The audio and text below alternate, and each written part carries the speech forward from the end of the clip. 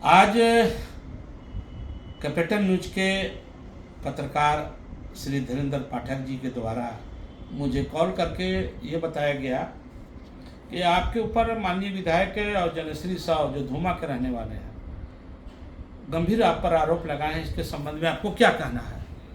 तो मैंने कहा कि ऐसी तो कोई बात है नहीं, फिर भी आप बताइए क्या उन्होंने आरोप लगाया है।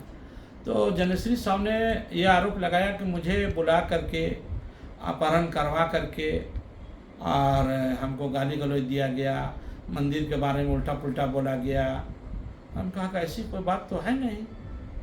विधायक जी बोल रहे हैं कि वो दबंग प्रवृत्ति के हैं और वो जो है शंकर भगवान के बारे में उल्टा पुल्टा बोले हैं, ये बर्दाश्त करने लायक नहीं है, अब ये है वो है। तो सबसे पहले मैं विधायक जी को बता दूं कि आदरणीय विधायक जी, मेरी बात को थोड़ा कान खोल कर सुनिए आप। मैंने मंदिर के बारे में या भगवान शंकर के बारे में कोई गलत बात नहीं बोला है। बोलने की दूर की बात, मैं कल्पना में नहीं सोच सकता हूँ उनके बारे में कोई असंसदीय भाषा का प्रयोग करना उनके बारे में या धर्म स्थल के बारे में। ये दिल दिमाग से बात निकाल दीजिए, क्योंकि हम लोग एक सम्मानित परिवार के लोग हैं और हम लोग कभी भी सनातन धर्म के मानने वाले लोग या सनातन धर्म के धर्म स्थल के बारे में कोई गलत बात न जीवन में बोले हैं न भी बोल सकते हैं। तो ये तो दिमाग से बात निकाल दीजिए कि हमने कुछ बात गलत बोला है।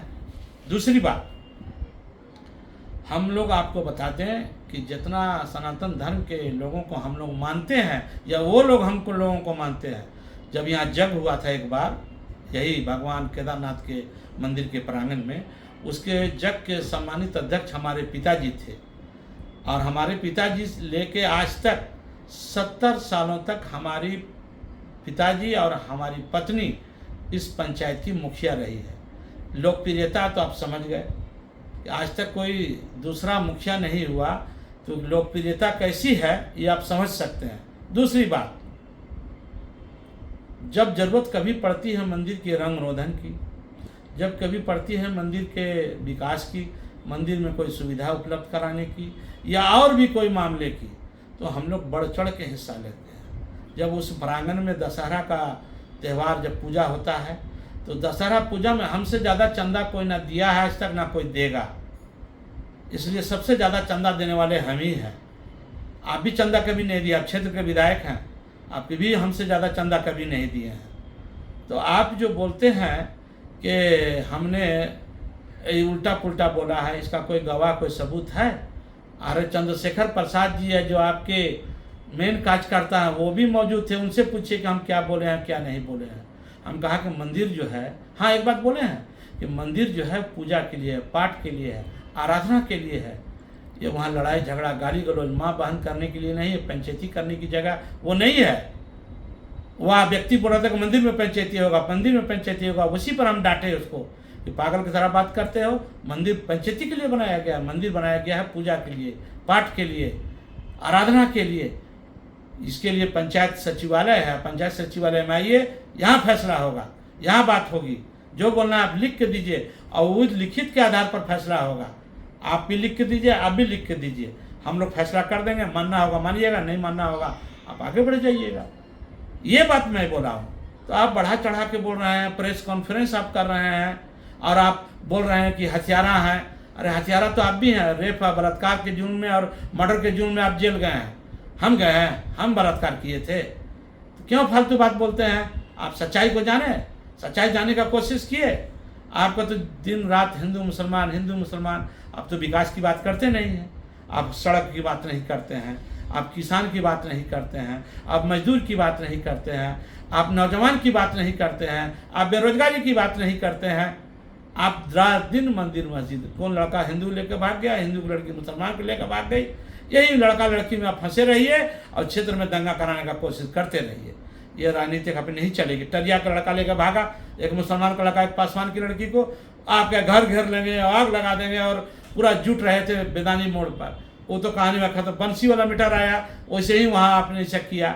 अभी शकल दीपा का मीटर आया, वो भी ऐसा ही किया। अरे प्रेमी को कोई नहीं रोक सकता है, दो प्रेम करने वाले को कोई रोक देगा? आप जो कह रहे हैं कि हिंदू लेकर भाग गया और मुसलमान लेकर भाग गया, अरे वो पहले हैवान है, जो भी इस तरीके का काम करता है, उन्हें हिंदू है न मुसलमान है, वो हैवान है, जानवर की तरह है। आप जब तब मुसलमान को टारगेट बनाते हैं। आप क्या चाहते हैं, हिंदू मुसलमान राइट करके, दंगा करके, फसाद करके और चैन से रहे? तो कहाँ जाएंगे सब व्यवसायी, कहाँ जाएंगे? गरीब मजबूर कहाँ जाएंगे? मजदूर कहाँ जाएंगे? किसान कहाँ जाएंगे? कहाँ बेचिएगा? रात दिन 144 लगा रहेगा जुमरात के बाज़ार में, जुमा के बाज़ार में, पांकी में, लेस्लीगंज में, बुध के बाज़ार में। तो कहाँ जाएंगे लोग सब्जी बेचने के लिए? कहाँ जाएंगे राशन बेचने के लिए? कहाँ जाएंगे लोग अपना बाजार हाट करने के लिए? आप क्या चाहते हैं कि ज़िंदगी भर आपको एमएलए बना देने के लिए हिंदू मुसलमान का दंगा करा करके आप सत्ता पर बैठे रहिए? नहीं चलेगा ये। और सबसे पहली बात, मैं आपको एक बात आगाह करना चाहता हूँ। आप बोलने से पहले 100 बार सोचिए कि हम बोल क्या रहे हैं। आप जो है निर्देश देते हैं, मुख्यमंत्री हो गए, आप डीजीपी हो गए, आप प्रधानमंत्री हो गए, जो आप निर्देश देते हैं। एसपी को मैंने निर्देश दिया, डीएसपी को मैंने निर्देश दिया, थाना प्रभारी को मैंने निर्देश दिया। अरे थाना प्रभारी एसपी साहब का निर्देश मानेगा, आपका नहीं मानेगा। एसपी साहब डीजीपी का निर्देश को मानेंगे और डीजीपी साहब मुख्यमंत्री के निर्देश को मानेंगे। चैनल है, आप डायरेक्ट जो बीच में घुस जा रहे हैं। कहाँ हो गए आप? मुख्यमंत्री हो गए? दिमाग से बात निकाल दीजिए। अब बोलने तो आता नहीं है, बैरिस्टर नाम लिखवा दिएगा, हम बैरिस्टर हैं। मेहता जी, कोई बात सोच समझ के बोलिए। और जहाँ तक बात है सच्चाई की, सच्चाई बोले चंद्रशेखर प्रसाद को, अपने कार्यकर्ता को अब बुला के बोलिए कि मुखिया जी के द्वारा क्या कहा गया, किसको गाली दिया गया, किसको माँ बहन किया गया, किसको मारपीट किया गया। जो मुंह में आता है बोल देते। ही पहुँच गया आपके पास, अब आप इसको ललकार के बोलवा रहे हैं और जो मन में आ रहा है बोल रहे हैं। पूछे तो दोनों बेटा था उसका वहाँ, उसके बेटा से मोबाइल से बात की है, उसके बेटा को क्या